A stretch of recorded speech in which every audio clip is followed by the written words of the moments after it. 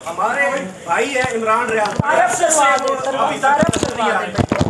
तारफ करवा दे ताकि आपका पेज भी चल जाए जी। गौर डिजिटल मीडिया सूची। अच्छा जी, इमरान रियाज के हवाले से बताइए। मैं सिर्फ सबको ये कहना चाहती हूँ, जितने भी मीडिया समेत मेरे इलेक्ट्रॉनिक और प्रिंट के, बेसिकली मैं ये कहना चाहती हूँ कि इमरान रियाज जो है, इमरान रियाज मीडिया की आवाज़ ही नहीं, वो मेरे मतलब मैं उसकी मौजूद हूँ। सबसे पहले इंफॉर्मेशन मिनिस्टर होते हुए मैंने ही उसको ईजाद किया था। लेकिन मुझे ये बताएं कि जो दुकान पाकिस्तान के मफादात के ख़िलाफ़ खुल जाएगी और कोई भी ऐसी सोच जहाँ पाकिस्तान मुखालिफ बयानियाँ बिकना शुरू हो जाए और पाकिस्तान को कमज़ोर करने के लिए कोई ना कोई ऐसी वारदात चलती रहे, तो मैं समझती हूँ कि इमरान रियाज को भी इस वक्त जो है वो अगर मंज़र पे नहीं है तो वो पाकिस्तान मुखालिफ दुकानें जो हैं वही इमरान रियाज को साइड पे करके अपना सौदा बेच रही हैं और अदारों के हवाले से ऐसा तासुर दे रही हैं कि शायद वो किसी की तहवील में है। लेकिन मुझे अगर वो किसी भी ऐसी मतलब रूल ऑफ लॉ या आपका एक आज़ाद मीडिया का जो रूप है, मैं आपके साथ हूँ। लेकिन सबसे पहले मुझे मेरा मुल्क अज़ीज़ है, उसके बाद जो है मुझे कोई फ़र्द अज़ीज़ है। तो मुल्क से ज़्यादा किसी फ़र्द की कोई हैसियत और अहमियत नहीं है। जो मुल्क के साथ है मैं उसके साथ हूँ और इमरान रियाज को आना चाहिए और मुल्क के साथ खड़ा होना चाहिए। बहुत शुक्रिया। मैडम बहुत अच्छा मंशूर है IPP का, जो 300 यूनिट का आपने ऐलान किया है, इसमें बताया है। अच्छा, इस वक्त भी एक वज़ीरों की फ़ौज ज़फ़र मौज है और आप भी सिस्टम के अंदर रही है। क्या ये मुमकिन है कि ये अरबों यूनिट फ्री बिजली के बंद हों, ये लाखों लीटर पेट्रोल फ्री का बंद हो? ऐसा कुछ हो सकता है? और इसके साथ एक मासूम सा ये, परवेज़ खट्टक साहब आपके साबिक़ कुलीग, उन्होंने एक अपनी जमात अनाउंस कर दी है, तो क्या इन दोनों जमातों का कोई आपस में इंतखाबी इत्तेहाद हो सकता है? Thank you. देखिए, पहले तो परवेज़ खट्टक साहब को मुबारकबाद दूंगी।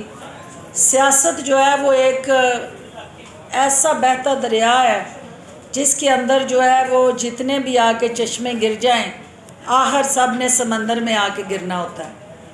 और वो आपको पता है कि सियासत का समंदर जो है वही जमातें होती हैं जिनकी अवाम में जड़ें होती हैं या जो अवाम को ताकत का सरचश्मा मानती हैं। लिहाजा मैं पूरी उम्मीद हूँ कि KPK के अंदर जो सियासी घुटन थी, परवेज़ खट्टक साहब की जमात जो है वहाँ एक ताज़ा हवा का झोंका साबित होगी। और इस वक्त KPK के अंदर जो मुल्क दुश्मनों ने पंजे गाड़ने शुरू किए हैं, सूबे और मुल्क की अमन से खेलना शुरू किया है, आज भी वहाँ एक खुदकुश धमाका हुआ है। मैं उसकी मजम्मत भी करूँगी और मैं ये चाहूँगी कि जो पाकिस्तान दोस्त पार्टियाँ हैं उनको ज़्यादा से ज़्यादा आगे आना चाहिए और पाकिस्तान के मुखालफिन और दुश्मनों को तनहा करने के लिए मुश्तरका लाए अमल बनाना चाहिए। दूसरी चीज़ जो आपने कही कि देखिए, मैं 22 साल से एक ही जद्दोजहद कर रही हूँ कि इस मुल्क को बदलें, इस निज़ाम को बदलें। मुझे उसको बदलने के लिए कई जमातें बदलनी पड़ी, लेकिन मैं उसका 1 इंच नहीं बदल सकी।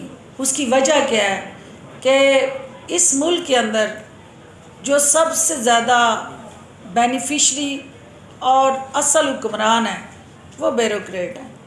और मैंने अपनी जमात के अंदर भी ये बात की है कि सिर्फ़ एक काम, एक हमें रिफॉर्म जो है वो लानी है अपने सिविल ऑफिसर रूल के अंदर, कि हर मिनिस्ट्री के अंदर जो इंचार्ज मिनिस्टर है वो उसका सेक्रेटरी होता है और मिनिस्टर उसके अंदर एक सिर्फ शो पीस होता है।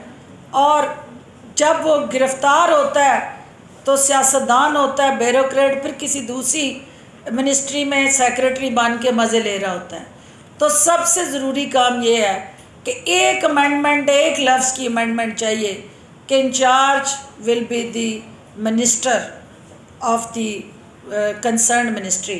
तो सेक्रेटरी की बजाय वो अख्तियार जब उस कंसर्न मिनिस्टर के पास आ जाएंगे तो आपको पॉलिसीज़ भी नज़र आएंगी, क्योंकि जिसने अवाम से जूते खाने होते हैं ना, उसको अपने एहतसाब का वो दिन याद होता है इलेक्शन वाला, तो वो इक़्तिदार और इख्तियार के वक्त वो काम करता है जिससे अवाम की बेहतरी हो, फलाह बहबूद हो और जो आप तजावीज़ दे रहे हैं उस तरह के काम हो।